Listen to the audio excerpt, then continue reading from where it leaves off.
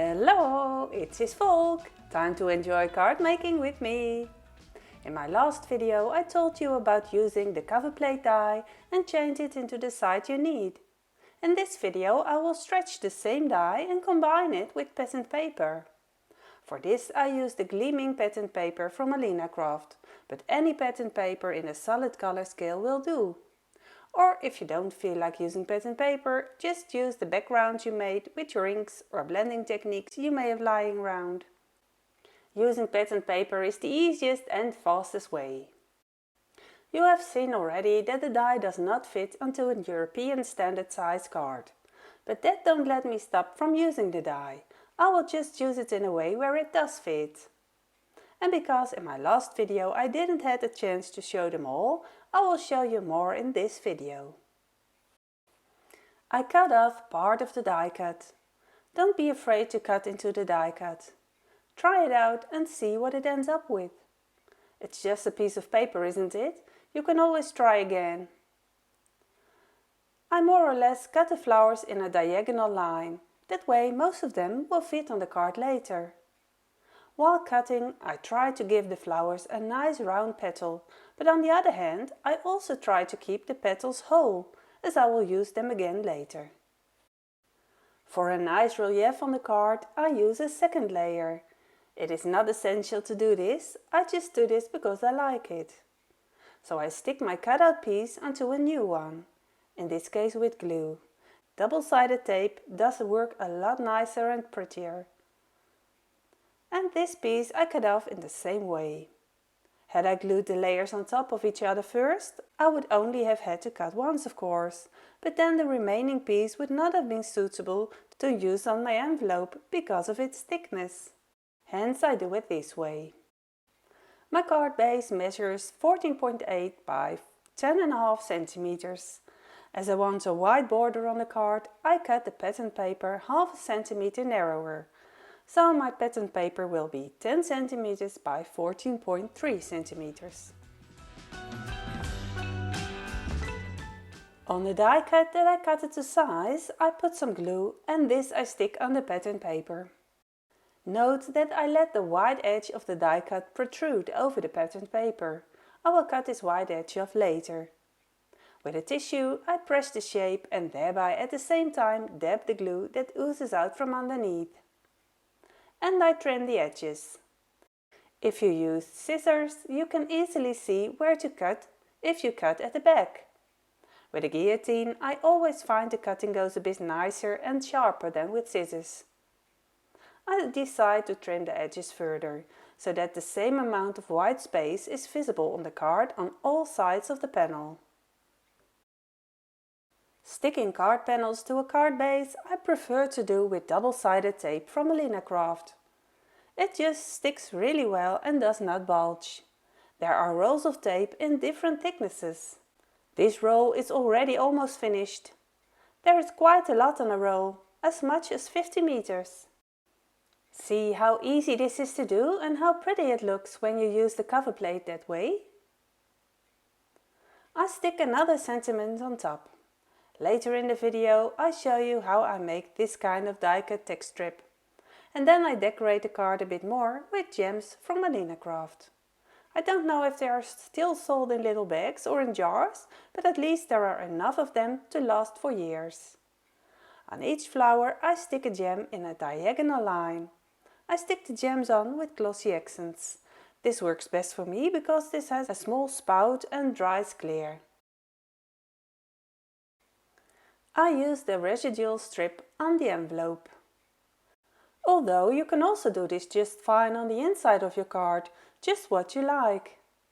I mark out where I want to cut, easily at random, so that the same amount of white remains on all sides. Then I glue the remaining pieces onto the strip. I also mark how far I have to glue, otherwise everything will be covered in glue. Again, I let the white die cut edge cross over the pattern paper, so I cut it off later. Now I prefer to glue on my silicone craft mat, but to do this I have to move the camera and that was not convenient at the moment. But a tissue will do as well, of course. I dab off the excess glue. I cut off the white edges and cut the strip to size. Then I stick the strip on the envelope. Always make sure the envelope is not upside down. How many times this has occurred to me. I decide to stick a few narrow strips next to the panel on the envelope. It sticks up slightly anyway, and I don't want it to get stuck in the postal sorting machine and come loose. The narrow strips also make it look just a bit nicer. I glue them on and only then cut them off. I always think it's chic when the envelope matches the card nicely. And this is how my first card turned out. You might not like the card because of the pink color, but you can do this with any color and any background and also in many card sizes, including slimline or square cards. Of course, you can also use this technique with other dies you have in your stash. But I wanted to show it with this beautiful Coverplate die and demonstrate that you can use it in many different ways.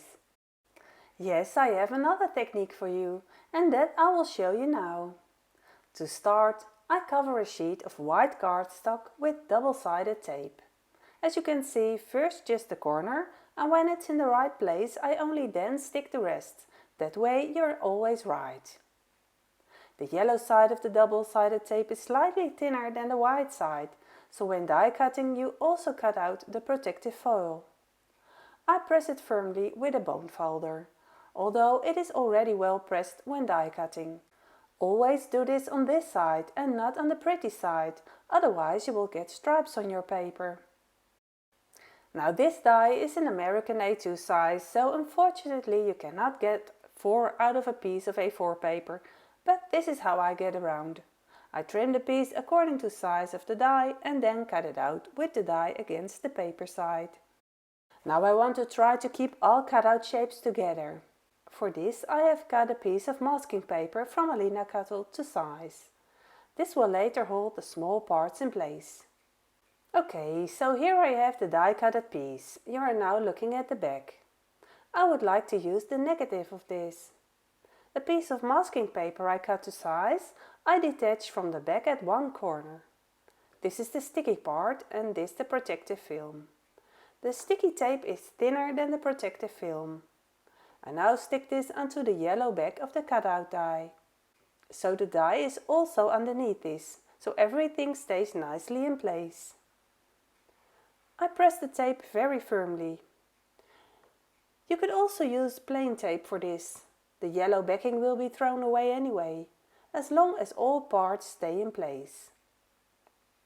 Now I'm going to press all the small parts out of the die.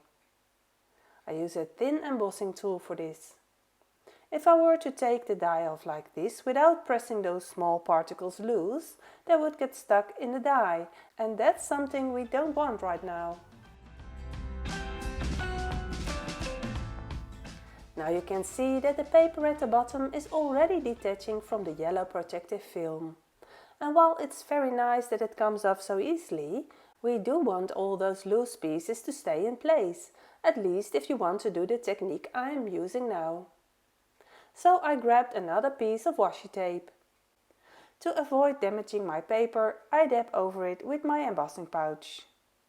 There is talcum powder in there, which takes away some of the stickiness of the tape. I blow away the excess powder. You can also use good sticky masking tape for this. I have the washi tape from Alinacraft at my disposal, which is why I use this. This tape is very strong in terms of stickiness though. In any case, you want to use a tape that is strong enough but doesn't damage the paper when you pull it off again. So I now have the washi tape on two sides of the paper. I'm going to press on the smallest pieces just to be sure. Okay, first of all I take out a piece of colored pattern paper. I use pattern paper from Alinacraft store. I will link that for you below in the descriptions. There are 2 sheets of each in a pack. I chose this pretty pink one from the gleaming pattern paper. I also have a video on my channel where I explain how to make these laminated sleeves. Very handy for storing your paper and stamps or dies. Now I take out my craft paper again. On one side is double-sided tape first and then washi tape. And on the other side is white paper with washi tape on top.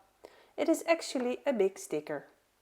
I want to remove the big cutout shape and then stick the parts onto the pattern paper, but in such a way that the small parts stay attached. I'm now going to try to separate the parts from each other. You see that washi tape is very sticky. Look, I am immediately pulling the back of the double-sided foil with it, see?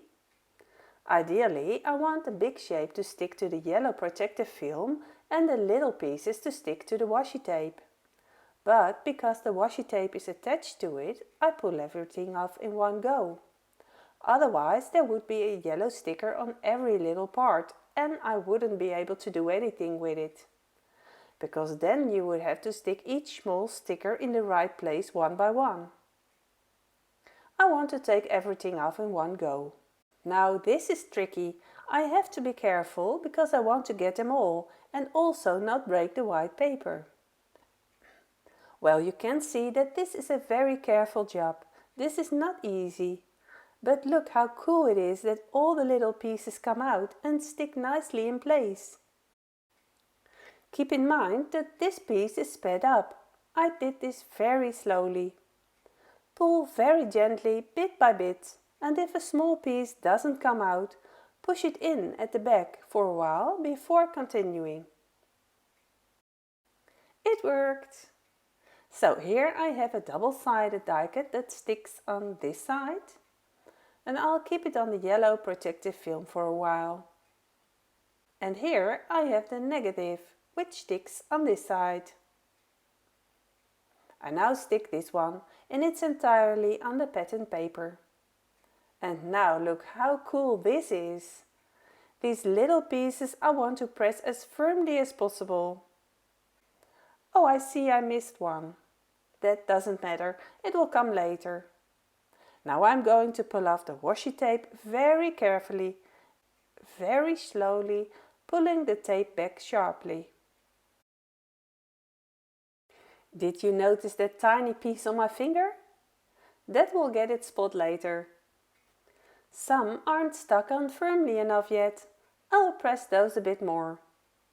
But with some infinite patience, it will be alright. With a die form that has larger holes, this is easier of course. Then you can also just glue the individual parts on with glue. This is slightly more precise work because of the small parts. But I'm sure you will be able to do it too. Look how amazing beautiful this is. The texture is also nice with those domed white parts on the pink paper. This piece of washi tape I stick back and can use again. I trim the panel and of course keep the rest pieces. It's a waste of all the work to make just one card out of this. And also the whole panel does not fit on a double folded A4 size, so I'm going to make 2 cards out of it. I cut this piece in half.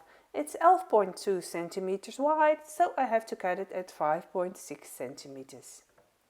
This card opens on this side and the other card opens on this side. Yes, that's how I know the paper is right. I stick the cut edge of the paper towards the outside of the card on purpose. That gives a more balanced image also, because there's an extra edge around it on 3 sides. So not that cut edge in the middle, but at the edge.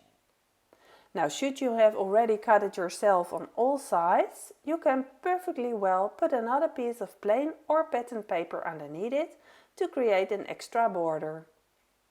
You see, the cut-off center will then be against the fold of the card. Not directly against the edge, but a little bit away from it. Placed as far from the edge as the top and bottom are placed. I've shown before how to stick a piece of paper on most easily with double-sided tape.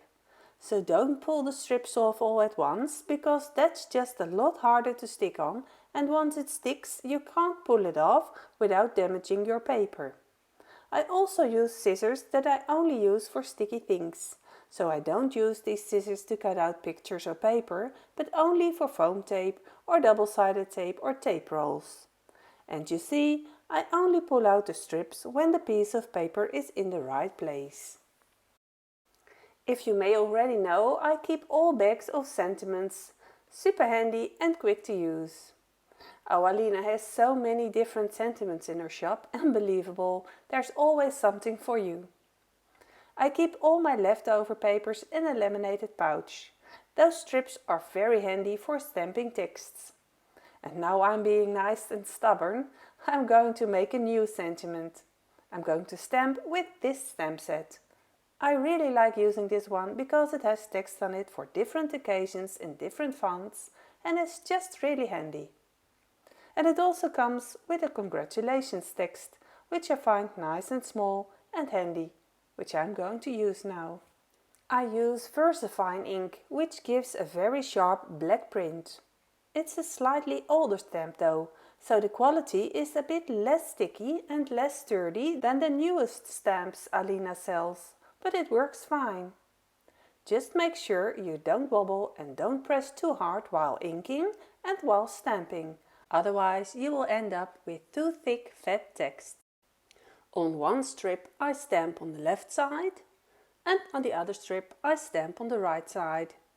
I do this because the cards are mirror images of each other. I will die cut the text strip with a die from a set that is essential to me. That is the Kill die set. I have those on my desk in a magnetic tray because I use them quite often. The set contains all kinds of geometric shapes, all fitting together that you can make Kill cards with, but also just use the shapes as they are, for example this narrow one. And this narrow shape is perfect for me to cut out this text. So there I have them cut out. Now I could leave the cards as they are, but I still think they are a bit bare. So I'm going to brighten them up with a little extra. For this I will use the other part, the part with double-sided tape on the back. And here I'm going to cut some flowers and leaves. It's a pity that some of the leaves will be a bit angular, but I'll take that for granted. I then try to glue these to the edge later, or just under or behind another part, so that it's not so noticeable. You can lay the shapes down very carefully to see how it looks. When you have decided that it is in the right place, press it on. Every time I look what I think I need, then I cut it out and see if it looks nice. You can also die cut the flowers sticking out from under the sentiment out of colors patterned paper. In that case, I recommend thickening the pattern paper before die cutting by gluing it to a piece of cardstock, so that it gets the same thickness as the paper next to it and also gets a bit more texture, which makes it just a bit nicer. Once everything is in place, I press it down with my bone folder. I use Alinacraft narrow foam tape to stick text trays down. It's from 3M and nice and narrow. It sticks perfectly. It's also very handy for shaker cards, by the way. This roll is 5 meters long with a width of 5 mm foam tape. Okay, I grab the T-ruler because I stick everything crooked without it. I stick the strip exactly so that the right side matches the right side of the panel. As long as you don't press firmly, you can still slide slightly. The other card is a mirror image, and the strip then also reaches the other side of the paper. In places where I still find it bare, I just stick in an extra piece. If I were to do it again, it would probably look completely different again, but that's the nice thing about handmade cards. Every card you make is different, no two cards are the same. To give the card an extra oomph, I decorate it with some gems. I grab them with my tweezers. When spreading gems or figures on a card, it is always visually most beautiful if you work in trees or in triangles. I can't actually explain exactly why this is, but you can see it immediately. Sets of tree and also other things divided into trees on a card looks best. I could also put the gems in the center of the flower, but I'm just not doing that in this case. Now I like to glue with glossy accents because that is transparent and has a fine nozzle, but with regular glue you can also do this of course, although then you have the chance of seeing an ugly stain coming out from under the gem. Okay, then we still need envelopes. I have leftover papers I can use, on the front or on the back, whatever you like. I keep in mind that the address still needs to be on it, so this strip is too wide. On the left side it is also possible, or a double strip. I cut this wide strip in half. I then find it handy to mark off the size this way. I do the same for the other strip. I make one horizontal and one vertical. I keep the scraps with the patterned paper in the packet.